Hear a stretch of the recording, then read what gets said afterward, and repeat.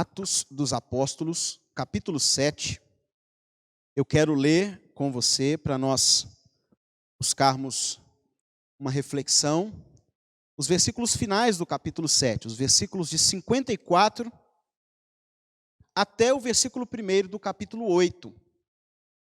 Nos momentos finais aí do capítulo 7 e o primeiro versículo do capítulo 8. Como eu disse hoje pela manhã, nós vamos olhar um pouco para a vida de Estevão e tirar algumas lições preciosas para nós.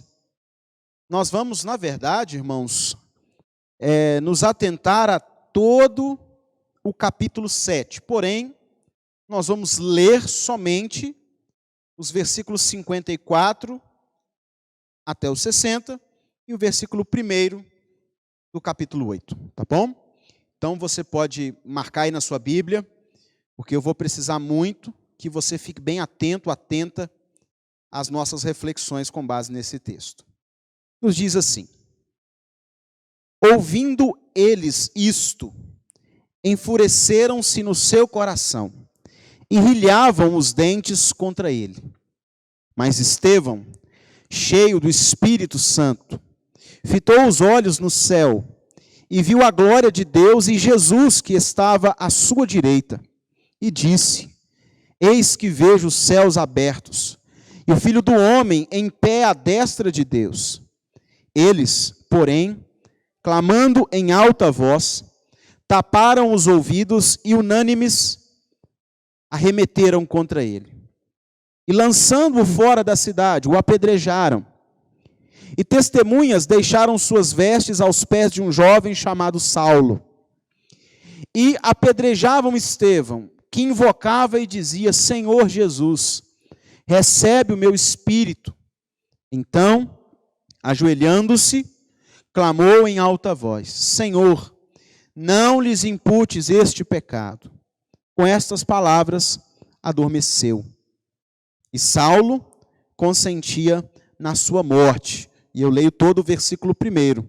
Naquele dia, levantou-se grande perseguição contra a igreja em Jerusalém. E todos, exceto os apóstolos, foram dispersos pelas regiões da Judéia e Samaria. Foram cumprir o que Jesus diz em Atos, capítulo 1. Foram ser testemunhas. Irmãos, irmãs, eu espero que, ao final de toda a liturgia do culto, no seu coração exista pelo menos um pouquinho mais de confiança em Deus do que quando você entrou aqui.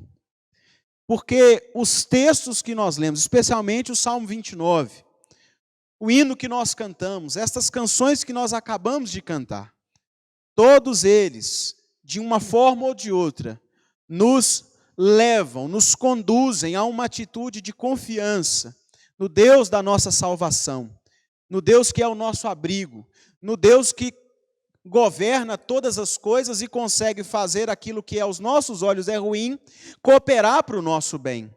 Num Deus que nos dá a possibilidade de vivermos seguros e não temermos o mal, porque a nossa vida está guardada em Cristo, assim diz o hino que nós cantamos no hino 145. Por que eu estou tentando levar você a esse lugar de esperança? Porque o que nós vamos receber com o testemunho de Estevão é uma palavra de esperança, mas uma esperança diferente dessa esperança. É uma esperança de que a nossa atitude em meio aos dias difíceis que estamos vivendo produza naqueles que estão ao nosso redor o que produziu ao redor daquilo, ou melhor, ao redor daqueles que estavam assistindo esse momento da morte de Estevão. Você vai perceber daqui a pouco que a morte de Estevão, ela produz no coração de pelo menos uma pessoa algo que precisa chamar a nossa atenção. A forma como Estevão enfrentou esse momento final da sua vida produziu no coração de uma outra pessoa algo que eu gostaria que acontecesse no coração das pessoas de hoje que assistem a nossa vida em meio ao sofrimento. A minha expectativa é que no final dessa reflexão, que você e eu possamos, ao voltar para a nossa casa, ao enfrentar a semana que vem, responder de tal forma ao momento que nós estamos vivendo, que a maneira como você responde a esse momento difícil que nós estamos vivendo, gere no coração das pessoas que estão lhe assistindo o mesmo sentimento que gerou no coração de alguém que assistia os momentos finais da vida de Estevão. Para você entender um pouco do que está acontecendo, volte a sua Bíblia aí, para você pelo menos visualizar o final do capítulo 6 e o início do capítulo 7. Porque nós vemos no início do capítulo 6 a instituição, o levantamento daqueles homens que nós chamamos de diáconos, que serviam às mesas, e dentre desses homens está Estevão, um homem que é chamado aí no versículo 5 do capítulo 6, de um homem cheio de fé e cheio do Espírito Santo.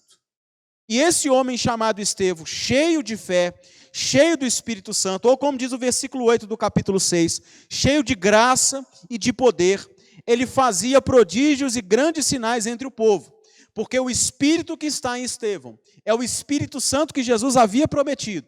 Esse Espírito está nesse homem, e esse homem então dá sequência ao ministério de Jesus, realizando sinais e prodígios para que a mensagem do Evangelho tivesse credibilidade, recebesse algo sobrenatural que confirmasse que aquela mensagem vinha da parte de Deus. Porém, algumas pessoas, as mesmas pessoas que tiveram dificuldade com a mensagem do Evangelho com Jesus, também tiveram dificuldade com a mensagem de Estevão, e já no versículo 10 do capítulo 6, esses homens subornam outros homens para poder levantar um falso testemunho contra Estevão. E então esses homens levantam-se como testemunhas, como falsos testemunhas, versículo 13 do capítulo 6, apresentam-se como falsa testemunha e depõem contra Estevão. E aí no capítulo 7, Estevão começa a se defender. Começa a se defender dos falsos ataques e das falsas testemunhas. E na defesa de Estevão, gente, Estevão está cheio do Espírito Santo, e com intrepidez e com coragem, ele confronta aquelas autoridades religiosas de uma maneira extraordinária. Ele tira toda a credibilidade daquelas autoridades religiosas. E aqui eu preciso que você me acompanhe. Porque o que Estevão está dizendo é: vocês resistem hoje ao Messias de Deus, como os nossos pais, os nossos patriarcas sempre resistiram ao longo da história, sempre resistiram aos profetas, sempre resistiram àqueles que Deus mandou com a sua mensagem. O que está acontecendo agora, e isso, palavras de Estevão, a resistência que eles tinham com Cristo e com a sua mensagem, é o ponto alto da resistência que o povo de Israel sempre teve com os mensageiros, com os profetas ao longo da história. E Estevão vai descrevendo a história do povo de Deus e dando exemplo para aqueles líderes que estavam perseguindo a ele. E dizendo: olhem para a história e vejam como vocês sempre, ou melhor, como os nossos pais sempre tiveram dificuldade, os nossos antepassados sempre rejeitaram a mensagem de Deus e sempre rejeitaram os mensageiros de Deus. Quando você olha para o capítulo 7, por exemplo, dos versículos 2 a 8, nós vamos ver Estevão começando a provocar aqueles homens nesse raciocínio, nesse pensamento, falando com eles: olha, vocês receberam os benefícios da revelação e das promessas de Deus. Quando você olha, por exemplo, o versículo 7, ou melhor, desculpa, o capítulo 7, no versículo 8, Estevão fala com eles: olha, Deus deu a vocês a aliança da circuncisão. Mesmo assim, ao longo da história, os nossos antepassados resistiram à mensagem de Deus e aos mensageiros de Deus. Dos versículos 9 ao versículo 16, confira na sua Bíblia, por favor, porque do 9 ao 16, o exemplo que é dado é da história de José. Estevão está dizendo: do mesmo jeito que os irmãos de José rejeitaram a José, venderam a José, vocês rejeitaram a mensagem de Deus. Os nossos antepassados rejeitaram a mensagem e os mensageiros de Deus. E ele pega a história de José, um dos patriarcas. Ele já tinha falado de Abraão. Ele está mexendo em pessoas, em nomes, em figuras que têm um grande valor na religiosidade judaica. Só que ele não para por aí. Do versículo 17 em diante, ele começa a falar a respeito da história de Moisés com o povo de Deus. Por favor, confira na sua Bíblia. Olha que interessante, no versículo 17 ele começa a contar a história. No versículo 20 ele vai chegar em Moisés. E ele vai contar um pouco da história de Moisés. Como foi que Moisés chegou no Egito. Como foi que aconteceu com Moisés, quando ele matou aquele egípcio. Quando foi que aconteceu com Moisés, quando Moisés quis separar uma briga entre o seu próprio povo. E alguém falou com ele, você vai matar a gente do mesmo jeito que você matou o egípcio? E eles vão contando a história de Moisés até chegar no tempo da libertação do povo de Deus da escravidão do cativeiro egípcio. E é interessante que ele vai dizer, especialmente, olha aí, no versículo 39, ele está contando a história de Moisés, da libertação do povo de Deus. E depois que o povo de Deus é liberto, ele lembra aqueles líderes religiosos o que aconteceu.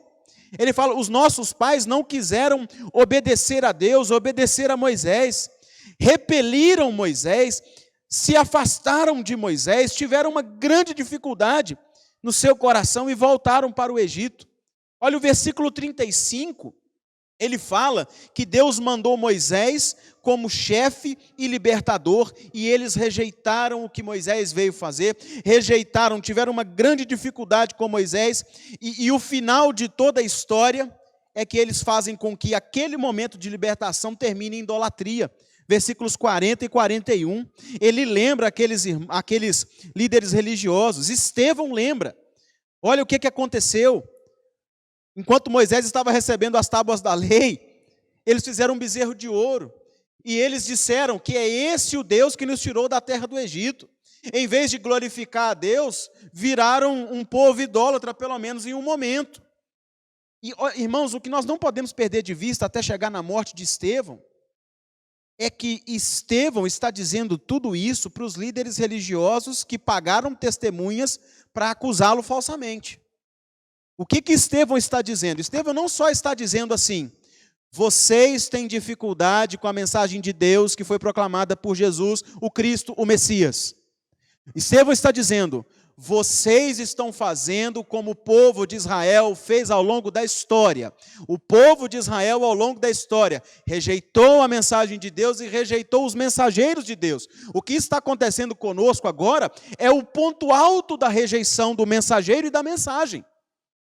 O que Estevão está fazendo é acabando com a pretensa fidelidade que o povo de Israel achava que tinha.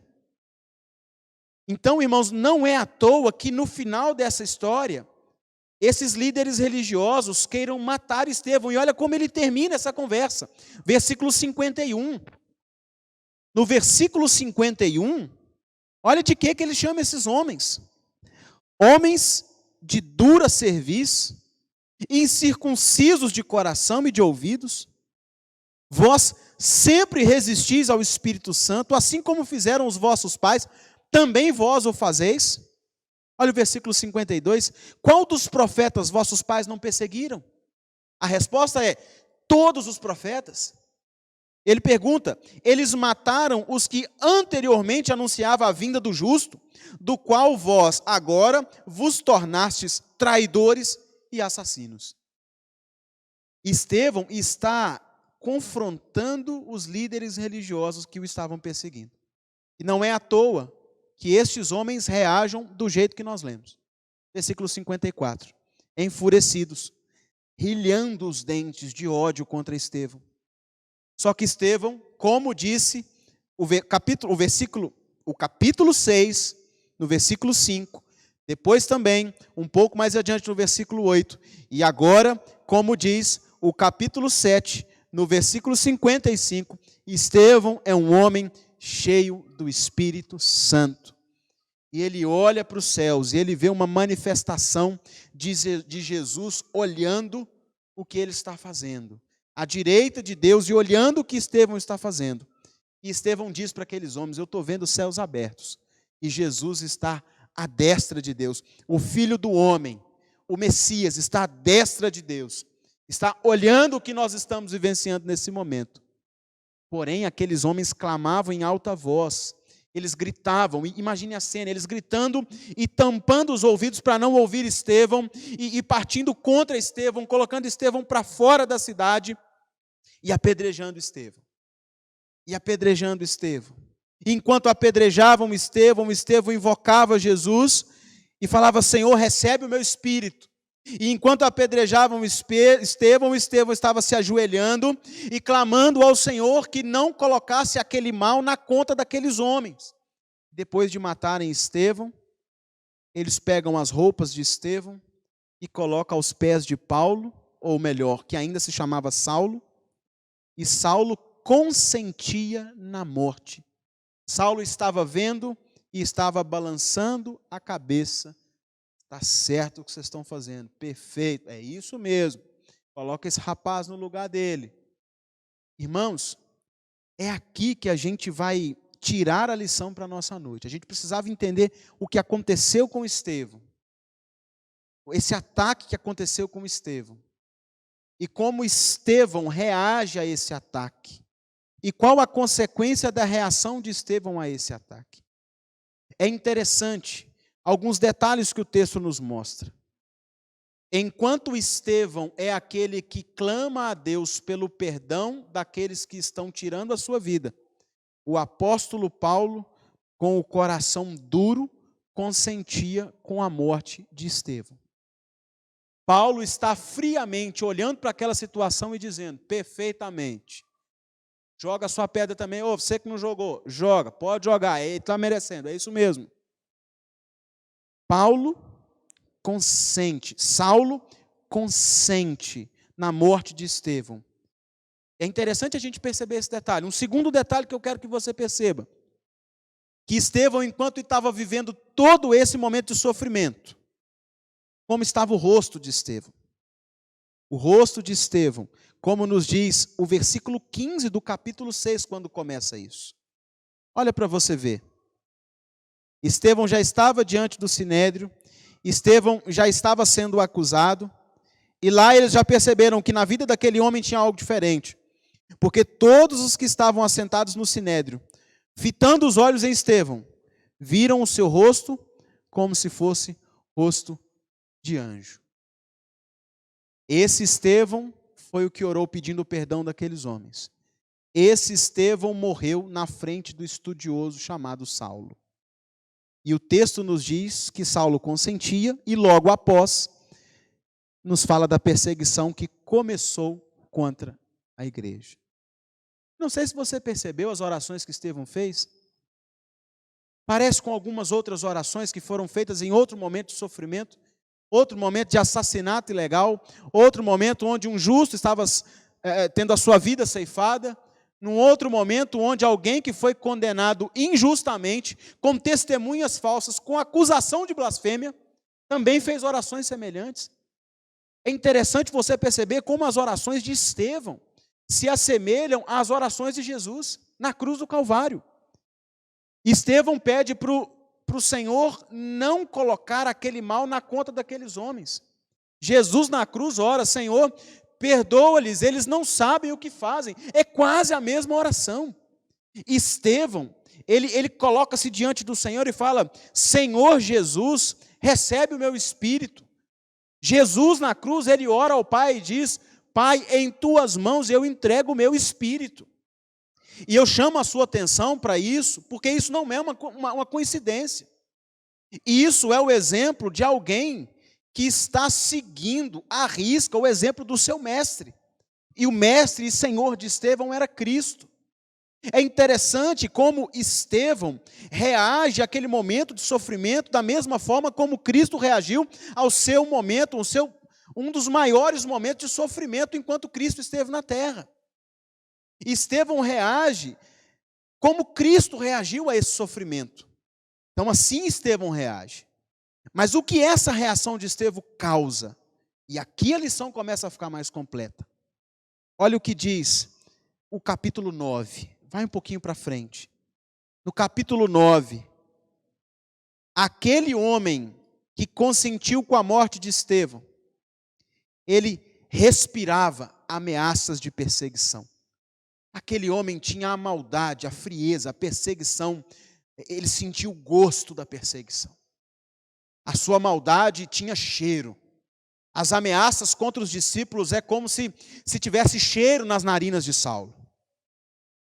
E é interessante que esse Saulo encontra-se com Jesus. E quando ele se encontra com Jesus, olha o que ele ouve de Jesus. Versículo 5. Ele perguntou, Saulo pergunta para Jesus: quem és tu, Senhor? E a resposta foi: eu sou Jesus, a quem tu persegue. Aqui Paulo se encontra com Jesus e tem a sua vida transformada. Saulo é transformado em Paulo. Aquele perseguidor da igreja vira um grande missionário. Agora, lá no final de Atos, Paulo está testemunhando perante o rei Agripa. E Paulo coloca no seu testemunho um dado que nós precisamos dele. Então, por favor, vá lá no capítulo 26 e no versículo 14. E você vai ler junto comigo, mesmo com a sua máscara, não tem problema. Mas leia junto comigo, porque neste versículo existe um elemento que Paulo traz, que vai nos ajudar na compreensão do testemunho da morte de Estevão e o que isso causou em Paulo. Versículo 14, Paulo está contando ao rei Agripa como foi que ele se converteu ao cristianismo. Vamos ler juntos? E, caindo todos nós por terra, ouvi uma voz que me falava em língua hebraica: Saulo, Saulo, por que me persegues? Dura coisa é recalcitrares contra os aguilhões. Dura coisa é recalcitrares contra os aguilhões. Não está lá no capítulo 9, no versículo 5. Está aqui quando Paulo testemunha como ele se converteu.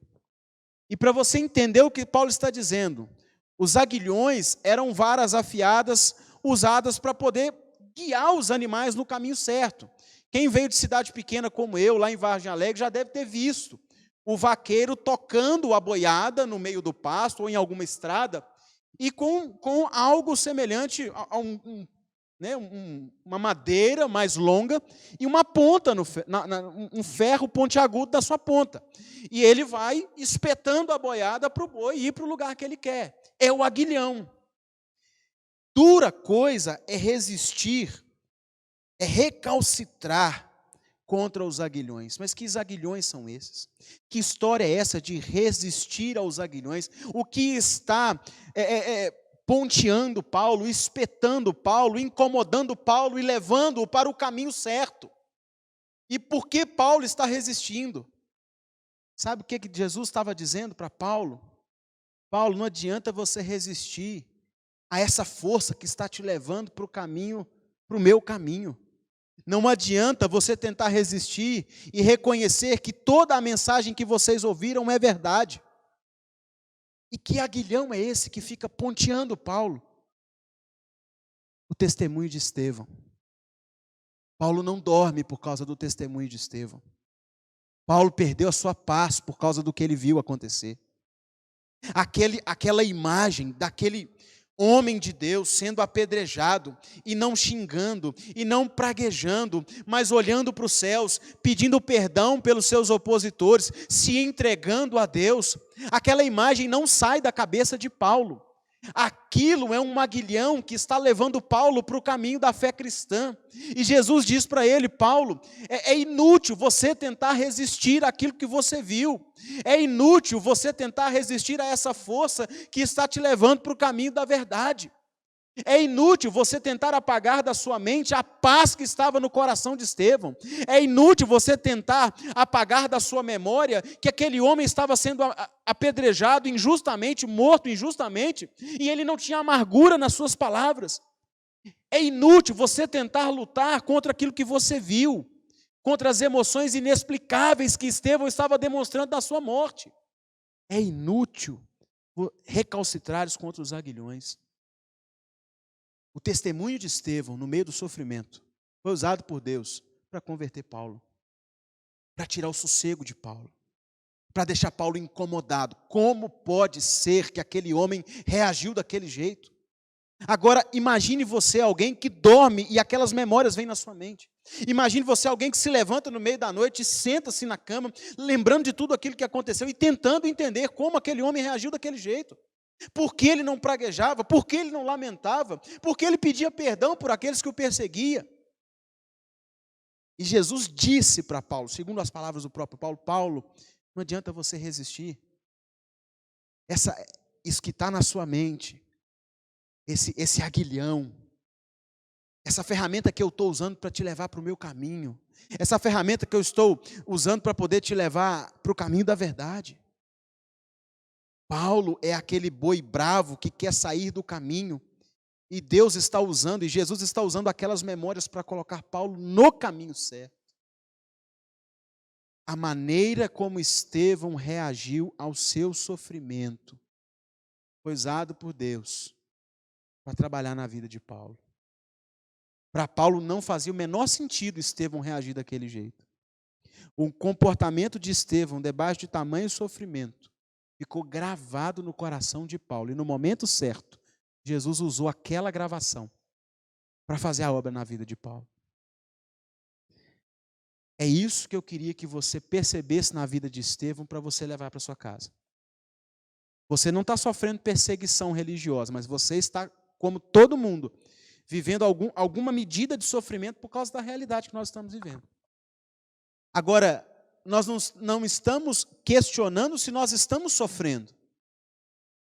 O desafio é como nós vamos reagir em meio ao sofrimento. E se a maneira como nós reagimos ao sofrimento é algo que reflete a fé cristã e pode ser usado por Deus para trabalhar no coração daqueles que nos assistem.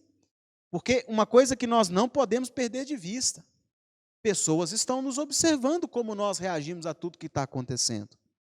Como nós falamos, como nós reagimos, como nós agimos, como nós nos comportamos.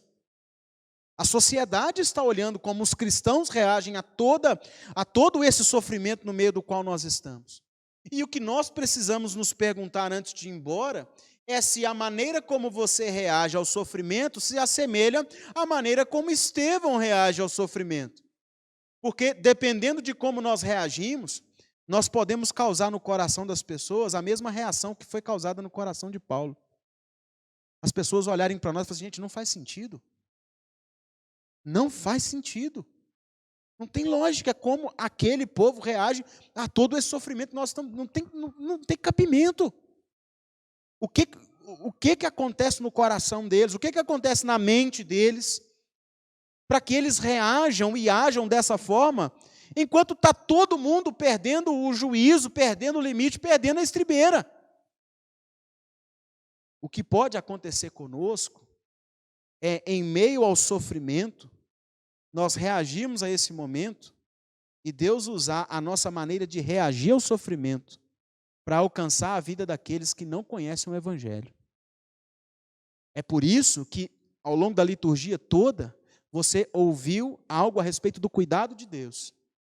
Porque você precisa sair daqui certo desse cuidado, para que, certos do cuidado de Deus, nós possamos colocar atenção na maneira como nós estamos reagindo ao sofrimento. Irmãos, e esse desafio não é algo que começou agora. Existem homens, eu vou falar aqui, são homens que conheceram os apóstolos. Ambrósio, Cipriano, Inácio de Loyola, Policarpo. Lembra da cidade de Esmirna, que recebeu uma carta de Jesus no Apocalipse? Policarpo era bispo daquela cidade, como se fosse, bispo daquela igreja, como se fosse o pastor daquela igreja.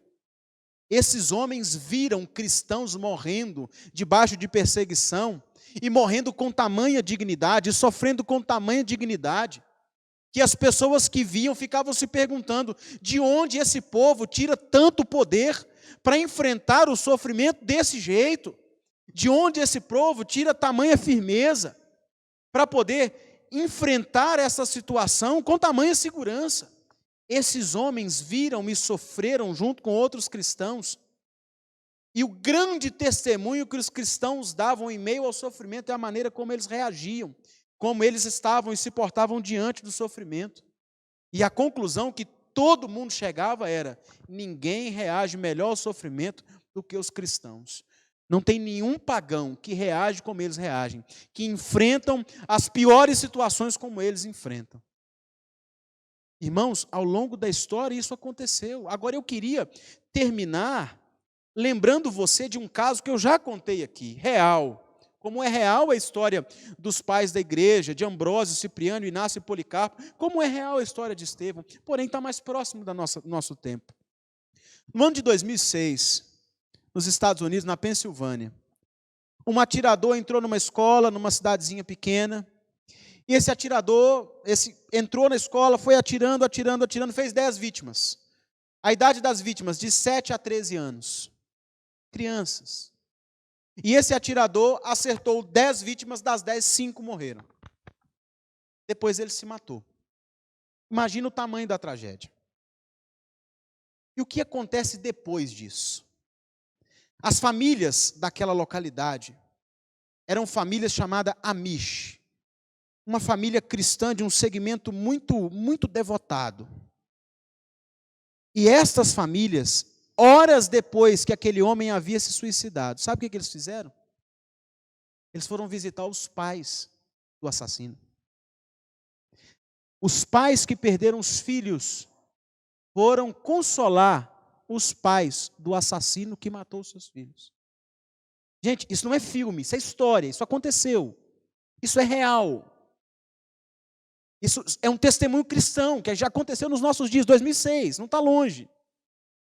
E depois de visitarem os pais do assassino, eles ofereceram à família, os pais, o pai e a mãe, o suporte que eles precisassem para os dias que viriam, que não seriam dias fáceis. Mas ainda a coisa fica mais bonita. Passou-se alguns dias, o corpo do atirador foi enterrado. Sobraram viúva e 3 filhos. Sabe o que as famílias fizeram? Eles foram à casa da viúva para fazer a mesma coisa pela viúva do que fizeram pelos pais do atirador. Para abraçá-los, para oferecer apoio, para ampará-los, para mostrar preocupação com aquela família. Só que as famílias que foram demonstrar apoio e preocupação com as filhas e com a viúva do atirador eram as mesmas famílias que haviam perdido filhos naquela tragédia. Percebeu como eles reagiram ao momento de sofrimento? Filmes foram feitos contando essa história. Estudos foram feitos tentando entender a causa dessa atitude desses cristãos. A maneira como essas famílias reagiram ao sofrimento impactou a sociedade. A maneira como Jesus reagiu ao seu sofrimento influenciou a vida de inúmeras pessoas, inclusive a de Estevão. A maneira como Estevão reagiu ao sofrimento impactou a vida de Paulo. E a maneira como eu e você reagimos ao sofrimento pode impactar inúmeras vidas que estão nos observando. Do mesmo jeito que foi com Paulo e foi com Estevão. Dependendo como nós escolhermos reagir a esse sofrimento, daqui a pouco, aqueles que nos viram reagir como cristãos, confiantes em Deus, confiantes na palavra de Deus, atentos às necessidades uns dos outros e daqueles que não conhecem a Cristo, vão ver o nosso testemunho. E aquele testemunho de fé cristã pode ser usado por Deus para trabalhar e sensibilizar e quebrantar corações que nós jamais fazemos ideia. O testemunho de Jesus impactou Estevão. O testemunho de Estevão impactou Paulo. O testemunho de Paulo impacta as nossas vidas. E o nosso testemunho gera o que no coração daqueles que nos assistem? Eu queria que você fosse embora com essa pergunta. Hoje eu não vou te dar uma resposta.